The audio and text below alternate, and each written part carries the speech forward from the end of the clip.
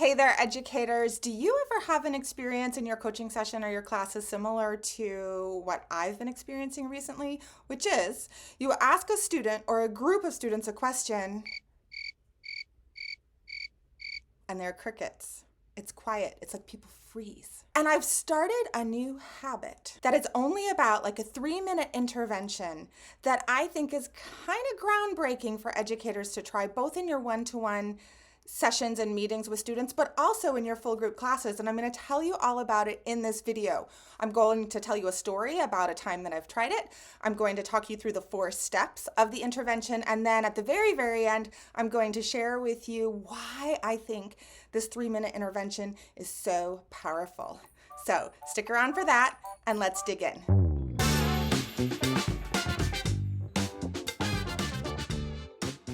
Okay, story time first. The story is about how I use this intervention in a one-to-one coaching session, but teachers, it's incredibly possible to do it in a group setting, and so I will talk about that towards the end of the video. But for now, let's just get the story out there so you have an example of what I'm talking about. This particular student was a new student at the school, and was really disappointed that they had failed their first quiz and had reached out to me for support because they didn't want to get in some bad habits. And a side note, for future videos, I'm researching how to get students to actually ask for help before they need it. So this was huge that this student actually reached out and asked for me after their very first class. So we were in a session together, sitting in the lunchroom one-to-one, and at some point, I asked him, well, let's just practice. What did you learn yesterday in your first class? And he did that thing. He paused, held his breath, looked up one direction or the other. I don't remember which direction. And we were quiet for a time. Now, in the past, I might have interrupted because quietness is difficult and we don't want people to be uncomfortable, but I let him struggle with it for a little while. And at some point his body language changed and I could tell that he had thought of something that he was about to say. And at that point I interrupted him and I asked him the question that I'm going to tell you in a moment. And it generated a fascinating conversation. Because I learned so much about the student, and he actually learned about himself and his own mind while answering the question. And that then helped us see what kind of an intervention and what kind of strategies he actually needs to be successful in this class and in this new program that he's doing. So I think we should dive right in and I should talk you through the steps here so we can get to that question because I want all of you to experiment with trying this question in your coaching or tutoring sessions or your classrooms. So step number 1 is I did something to ask the student to practice retrieval. If you don't know, retrieval practice is testing yourself to see what you know and what you don't know. And there's so much more I could say about this. In fact, I have a free little gift for you all about the study cycle and the power of retrieval practice. You can grab that at gretchenwegner.com/study cycle. So go get that free gift if you want some background information about what kinds of questions constitute retrieval practice. For this video, we simply want to test the student to see, to have them have the opportunity to see what they know. So here I put, maybe you test them about something they learned from you if you're a classroom teacher. Maybe it's even in class. You've just done a little bit of a lecture and then you ask the whole class a question. Or maybe you ask something they learned recently in one of their classes. Or if you're a coach, actually, I could have put another one here. You could have just taught them something like the study cycle and you could ask them to practice retrieval to see what they remember from that. So that's step 1. We need to ask them to test themselves. Step 2 is to actually notice what happens when they search for the answer. Pay attention to the pause. Pay attention to where their eyes go. Pay attention to their breath. What else? Is there a look on their face? Do they look panicked? Do they look calm? Do they look curious? Do their shoulders hunch? It's so interesting to pay attention to students. And if you're in a classroom setting, what happens, like a lot of people could have a lot of different responses.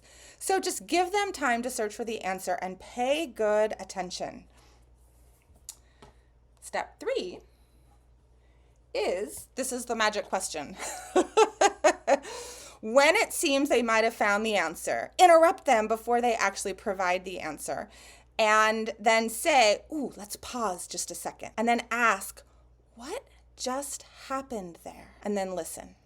Now, if your students are older, like the medical students who I'm working with right now, they can answer that question a little more easily than, say, a middle school student. And you might have to ask some guiding questions. You might have to ask things like, how did you look for the answer? What did you notice you were thinking? Tell me what happened. But then really pause and listen to their experience. Every time I have asked this question so far of students, they have said some brilliant things that helped me so much understand their learning process and understand what was going on for them. Okay, step 4 is, once they're done sharing what happened in their brain, affirm their experience. And then there's so much you can point out. These are just a few things that I've been pointing out. But if you're somebody who's been in my anti-boring ed world for a while, you know the study cycle, you know the other brain science mini lectures, you probably could take this even deeper and even wider than I'm going to share right now. But let's look at these one-on-one. First of all, you can let the person know, practicing retrieval takes effort. You couldn't just get the answer, could you? It didn't just quickly come to you. You had to search for it for a moment. One of the students who I was talking to said, oh yeah, it's like the buffer wheel. I was like, exactly, your brain has to buffer. And so while your brain was buffering, what was going on for you? And this particular buffering student said, well, I was trying to imagine the classroom and all the equipment we were learning to use inside that classroom. So I was trying to imagine it visually, but I had trouble. And then I noticed that I was telling myself, God, you can't even remember what we did yesterday. What kind of a student are you? So he was putting himself down, right? So this is where we can talk about retrieval takes effort. It takes, that buffering time is effortful and it doesn't feel good. It's hard. It's uncomfortable. If it's hard or uncomfortable, even for a brief second for you, you are normal. That's what this is. Freezing is normal. Lastly, you have an opportunity to tell them what you notice about their learning preferences. In the case of the student, I said, wow, you're so visual. That was really smart. Like, giving compliments is always a good thing. That was so smart that you were trying to remember the actual equipment inside the classroom. And you can also point out what you're noticing about their self-talk.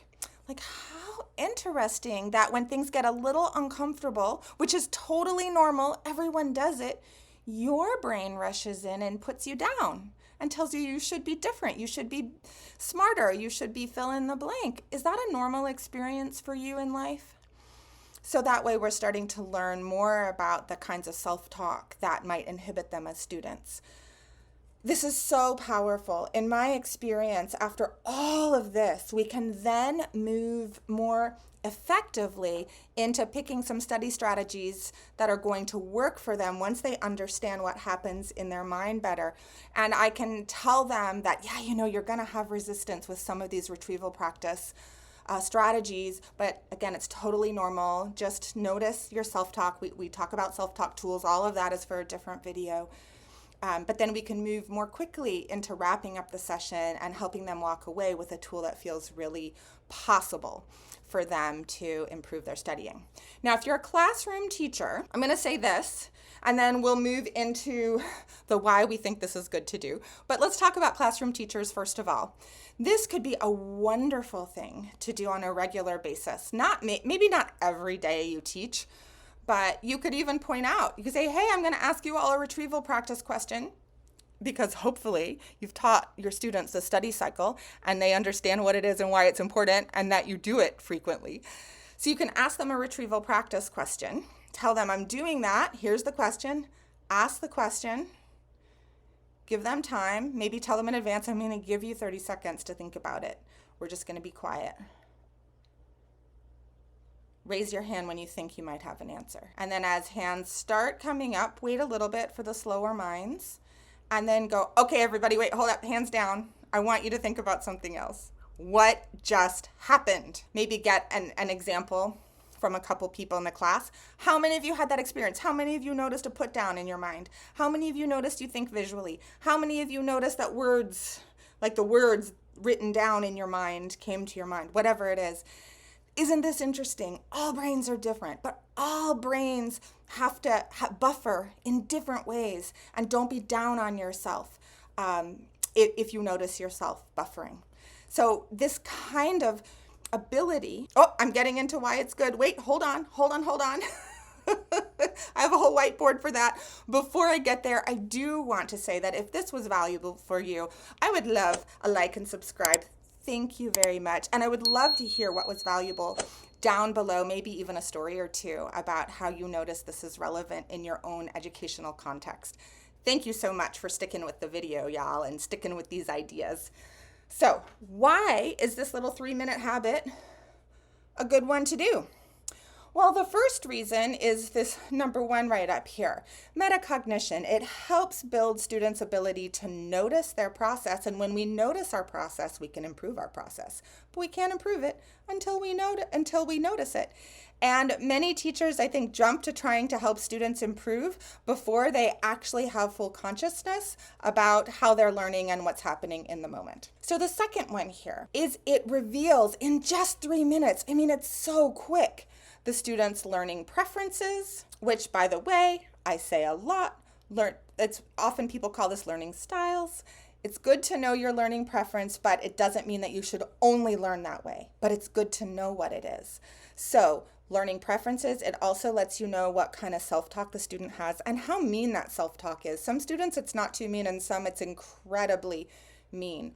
With one of the students who I was working with, this person happened to be an African-American male, and so we were able actually to move for just a moment into where this kind of self-talk comes from and how society has been built for certain of us to internalize messages about our lack of worth, and why this is so important to figure out in a school environment how to tackle, because you don't want to go into being a student believing what society has said about you because of your race or class or gender or all the other things. So we were able to have a really powerful conversation about that. And then also it teaches us what the student's response to efforting is and how comfortable they are with efforting, because really one of our goals as educators is to help students be able to tolerate increasing amounts of mental effort, right? That's kind of in some ways the definition of being a teacher. Number 3 here, it also normalizes difficulty. Students often think they're the only ones who buffer so much or so slowly or whatever, and that they are stupid.